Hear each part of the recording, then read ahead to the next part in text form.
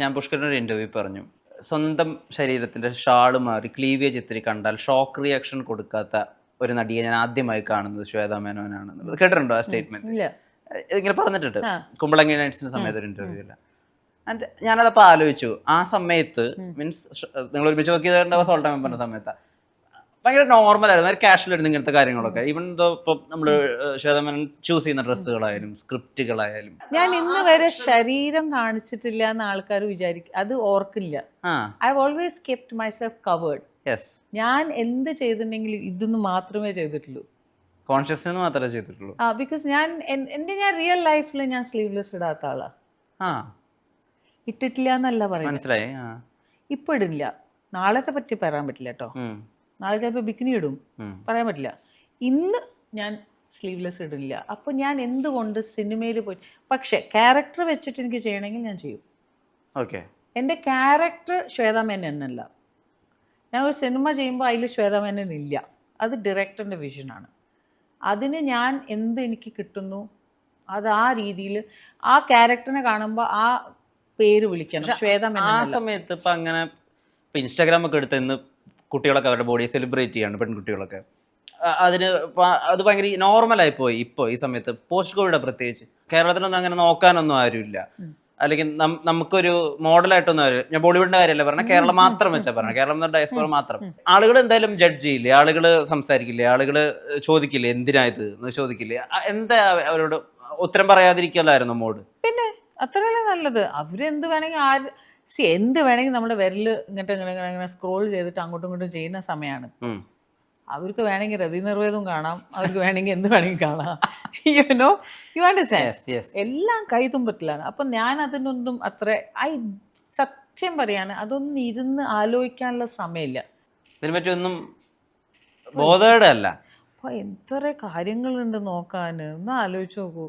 എല്ലാ സമയത്തും എന്ത് സോഷ്യൽ മീഡിയയിൽ ഏതെങ്കിലും നെഗറ്റീവ് കമൻറ്റ് ഇടുമ്പോൾ ഞാൻ പറയണത് ഗോ എഫോ എന്ന് പറയുന്ന ആളാണ് ഞാൻ. പിന്നെ അല്ലേ എന്ത് ഫൗൾ ലാംഗ്വേജ് മനസ്സിൽ പെട്ടെന്ന് വരിക?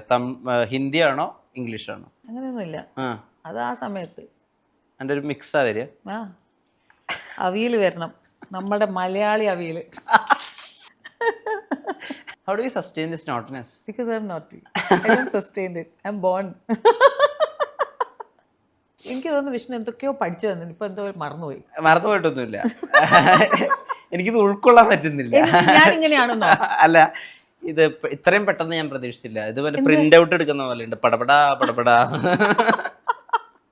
ബ്രാൻഡ് എൻഡോസ് ഒക്കെ ചെയ്യുമ്പോഴേ, പ്രത്യേകിച്ച് മിസ് ഇന്ത്യ എന്നൊക്കെ പറയുന്ന ആള് അന്ന് ഭയങ്കര പ്രതീക്ഷ ആളുകൾക്ക് അവരില്. ആ സമയത്താണോ ചെയ്തെന്നറിയില്ല, കാമസൂത്രയുടെ ആടൊക്കെ ചെയ്യുന്നത്. ആ സമയത്ത് തന്നെ അതൊക്കെ കഴിഞ്ഞു 1997. Yes, fine.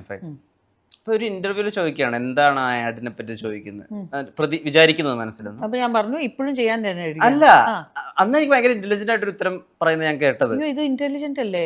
ഇത് ഇന്റലിജന്റ് ആണ്. ഞാൻ പറയാൻ പോകുന്നത് ഇനിയും ഇന്റലിജന്റ് ആണ്. ഞാൻ ചെയ്യുന്നത് ഒരു സോഷ്യൽ സർവീസ് ആണ്. കാരണം എല്ലാവരും കാര്യങ്ങൾ ചെയ്യുമ്പോൾ സേഫായി ചെയ്യാൻ നോക്കുക. കറക്റ്റാ. അതെന്റെ അച്ഛൻ പറഞ്ഞു കൊടുത്തതാണ്. ഒരു ജേർണലിസ്റ്റ് വീട്ടിൽ കയറിയിട്ട് മൂപ്പരെ പറഞ്ഞപ്പോ, നിങ്ങൾക്ക് തോന്നില്ലേ നമ്മൾ മലയാളികൾ അങ്ങനെ പറഞ്ഞ അച്ഛൻ പറഞ്ഞു എന്താണ് നിങ്ങളുടെ മകൾ കോണ്ടത്തിന്റെ ആഡിൽ ഫീച്ചർ ചെയ്യുന്നു അങ്ങനെ പറഞ്ഞിട്ട് കയറിയപ്പോ അച്ഛൻ പറഞ്ഞു എന്താ അവളുടെ ജോലി ചെയ്യല്ലേ, അവൾ എന്തെങ്കിലും ഇതുണ്ടോ, പിന്നെ സേഫ് സെക്സ് അല്ലേ പറയണത്, സോ ഹാവ് സേഫ് സെക്സ്. അന്ന് നിരോധം നടക്കുന്ന സമയമാണ്. ഫുൾ ഗവൺമെന്റ് വരെ നിരോധ എല്ലാത്തിലും ആഡ് ഉണ്ടായിരുന്നു, നിരോധ് തിയേറ്റർ അത് ഇത്. അത് കഴിഞ്ഞ് 1997 ഞാൻ കാമസൂത്ര ആഡ് ചെയ്യുന്നത്. എപ്പോഴും ആലോചിക്കണം, എൻ്റെ അടുത്ത് നിങ്ങൾ എന്തെങ്കിലും ചോദിച്ചപ്പോ will you do this again, why not? I don't regret my mistake. ഇത് ഒരു ക്രിയേറ്റീവ് പെർസ്പെക്റ്റീവ് എന്ന് വരുന്നത് അതോ? അത്രേ ഉള്ളൂ, ഫുൾ സ്റ്റോപ്പ്, കോമയല്ല. It's my job Vishnu. As a job I will do anything for my job. എനിക്കൊരു ക്യാരക്ടർ നിങ്ങൾ പറയുന്നു, ഈ ക്യാരക്ടറിന് ഇങ്ങനെയാണ് വേഷം, അല്ലാതെ ഇങ്ങനെയാണ് ആ ഒരു സ്ത്രീ, അല്ലാതെ ഇത്. ഇപ്പൊ ഞാൻ ഒരു ആൺ വേഷത്തിൽ ഒരു ഫുൾ പടം ചെയ്തില്ലേ, അപ്പൊ അത് ചെയ്ത സമയത്ത് എനിക്കിപ്പോഴും വിശ്വസിക്കാൻ പറ്റില്ല. ഒരു ഡയറക്ടർ വന്നിട്ട് പറയുന്നു, I want you to act like a man in the whole film. Why not? നമ്മൾ ഒരാളുടെ ക്രിയേറ്റീവ് വിഷനെ നമുക്ക് ധിക്കരിക്കാൻ പാടില്ലല്ലോ. ഓക്കെ, ക്രിയേറ്റീവ് ഇന്റലിജൻസിനെ പറ്റി പറഞ്ഞപ്പോൾ ഞാൻ വേറെ കാര്യം ചോദിച്ചോട്ടെ. You featured in a couple of erotic films, അല്ലെങ്കിൽ അതിനകത്ത് ഇറോട്ടിസം ഉണ്ട്, പക്ഷെ കയത്തില് ആ സീക്വൻസിൽ ഇറോട്ടിക് ഉണ്ട്, അല്ലെങ്കിൽ ഋതുനിർവേദത്തിലുണ്ട്. അതല്ല പടം. ഇത് വർക്കാവാൻ വേണ്ടിട്ട് ഇപ്പൊ നമ്മളെ ഇറോട്ടിക് ആയിട്ട് പ്രസന്റ് ചെയ്യണമെങ്കിൽ നമുക്കും ആ ബോധ്യം ഉണ്ടാവണല്ലോ.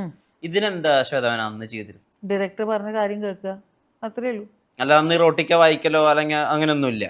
ഇറോട്ടിക്ക വായിക്കേ, എന്തിനു വായിക്കണം? ഒരു ഇമാജിനേഷന് വേണ്ടി. പിന്നെ ഈ 100 ആൾക്കാരുടെ ഇടയിൽ ഞാൻ ഇരുന്ന് വായിച്ചിട്ട് മോനെ ഇന്ന് ഞാൻ ഇവിടെ ഉമ്മ തരും അവിടെ ഉമ്മ തരും ഇതൊന്നല്ല. ഡയറക്ടർ പറയും ഇവിടെ കഴുത്ത് വെക്കണം, അവിടെ വെക്കണം, ഇങ്ങനെ ചെയ്യണം, ഈ ആംഗിളാണ്, അങ്ങനെ അത്രേ ഉള്ളൂ. നിങ്ങൾക്ക് തോന്നുന്നുണ്ടോ ഒരു ഷൂട്ടിംഗ് സമയത്ത് എറോട്ടിസം എന്ന് വരും? ഒന്നും വരില്ല. ഈ എറോട്ടിസമിന്റെ ഈ വരെ വരില്ല. ഒരു ജോബ് പോലെ. ജോബ് ഒരു എല്ലാം acting is between start camera, action to cut, that's it. അതിൻ്റെ അപ്പുറത്തില്ല. ഒരു ആർട്ടിസ്റ്റും അതിൻ്റെ അപ്പുറത്ത് ആലോചിക്കില്ല. അതിൻ്റെ സത്യം പറഞ്ഞാൽ that is because I was very clear. എനിക്ക് എൻ്റെ ഇൻഡസ്ട്രീൻ്റെ ഒരാളെ കല്യാണം കഴിക്കണം എന്നുള്ള ഒരു ഇത് ഉണ്ടായിരുന്നില്ല. അല്ല ഇതല്ല. അപ്പോൾ എനിക്ക് റൊമാൻസ് ഉണ്ടായിട്ടില്ല. ഞാൻ പറയണ അങ്ങനെ നമുക്ക് റൊമാൻസ് എപ്പോഴാണ് ഉണ്ടാവുക? When I want to get married to somebody. അത് നടക്കില്ല. എനിക്കറിയാം നമ്മളുടെ ഇൻഡസ്ട്രീൻ്റെ പ്ലസ്സസ് ആൻഡ് മൈനസ്. ഒരേ സമയത്ത് രണ്ടുപേരും ഒരു ഔട്ട്ഡോർ പോയി ഷൂട്ടിംഗ് കഴിഞ്ഞ് തിരിച്ചു വന്നാൽ പിന്നെ ഫാമിലി ലൈഫ് ഇല്ല. You know you understand? സോ അതുകൊണ്ട് നമുക്ക് ആ ആക്ഷൻ ആൻഡ് കട്ടിൻ്റെ ഇടയിൽ നമ്മുടെ ജീവിതം കഴിഞ്ഞു. ദാറ്റ് ഹാസ് നത്തിങ് ടു നമ്മുടെ റിയാലിറ്റിയിൽ അതൊന്നുമില്ല. There is no start camera and there is no cut in real life. സിനിമയിൽ നമുക്കതാണ്. അപ്പം നമുക്ക് എന്ത് വേണമെങ്കിൽ ജീവിക്കണമെങ്കിൽ ഇത്രയല്ലേ ജീവിക്കാൻ പറ്റുള്ളൂ ആ ക്യാരക്ടറിന് വേണ്ടി. ഇറോട്ടിസം ദാറ്റ് മച്ച്. ഇപ്പം നമ്മുടെ ഫ്രണ്ട്സൊക്കെ ആയിട്ട് ആലോചിക്കുന്ന സമയത്ത് ഇപ്പോൾ ലെസ്റ്റ് ഇൻവോൾവ് ആയിട്ടുള്ള ഒരു ക്യാരക്ടർ ഉണ്ടെങ്കിൽ അത് മലയാളത്തിൽ ആര് ചെയ്യും? ഇപ്പോൾ ഹാൻഡ് മെയ്ഡ് എന്നുള്ള കൊറിയൻ സിനിമയൊക്കെ ഉണ്ട്. അല്ലെങ്കിൽ ഇതാര് ചെയ്യും നമ്മൾ ആലോചിക്കും. പലരുടെ പേര് വന്നാൽ ഇവരൊന്നും ചെയ്യില്ല. ചിലപ്പോൾ അവരുടെ ഇമേജിനെ ബാധിക്കും, അല്ലെങ്കിൽ അവരുടെ ഇനിയുള്ള ഫിലിമോഗ്രഫിയെ ബാധിക്കും. ശ്വേതമേനോൻ എന്നാണ് പലപ്പോഴും പേര് ഓർമ്മ വരിക നമ്മുടെ ഫ്രണ്ട്സിൻ്റെ ഇടയിൽ ആലോചിക്കുമ്പോൾ. ഇതൊരു ഞാനായിട്ടുള്ള ഒരു വൺ പീസ് ഓപ്ഷൻ അങ്ങനെ ആലോചിക്കാറുണ്ടോ ശ്വേതമേനോൻ സ്വയം? അങ്ങനെ ഉണ്ടോ? എടുക്കോ? അത് സി പീപ്പിൾ തിങ്ക്. ഇപ്പൊ എനിക്ക് എങ്ങനെ ക്യാരക്ടർ എന്ത് ചെയ്യണം എന്ന് ഞാൻ എങ്ങനെ തീരുമാനിക്കാം? ഞാനല്ലല്ലോ. എനിക്ക് വരുന്ന ക്യാരക്ടേഴ്സ് അല്ല എനിക്ക് എടുക്കാൻ പറ്റുള്ളൂ. ഇപ്പൊ ഹാൻഡ് മെയ്ഡ് പോലെ ഒരു സിനിമ എൻ്റെ അടുത്ത് വന്നാല് why should I say no? പക്ഷെ അത് ചെയ്യിപ്പിക്കുന്നത് ആരാണ്? ഡയറക്ടർ അല്ലേ, ആടെ കഴിവല്ലേ. മനസ്സിലായോ? എനിക്ക് എന്തെങ്കിലും ചെയ്യണമെങ്കിൽ എനിക്ക് നെഗറ്റീവ് അല്ലാതെ എനിക്ക് പോസിറ്റീവ്, ഇറോട്ടിസം അല്ലാതെ പാവപ്പെട്ട എന്ത് വേണമെങ്കിൽ ചെയ്യണമെങ്കിൽ ഈ ടൂൾ ആരുടെ കയ്യിലാണ്? ഡയറക്ടറിൻ്റെ കയ്യിലാണ്. ഞാൻ വീട്ടിൽ നിന്ന് ഇറങ്ങിയിട്ട് ഞാൻ ഇന്ന് ഞാൻ എറോട്ടിസം അങ്ങനെയല്ലല്ലോ. ആ ക്യാരക്ടറിന് എറോട്ടിസം ഇല്ലെങ്കിൽ എനിക്കൊന്നും ചെയ്യാൻ പറ്റില്ലല്ലോ. ജങ്കാറാണ് ഈ വർഷത്തെ. അതിലൊരു എറോട്ടിസം കുറെ ഇറോട്ടിക്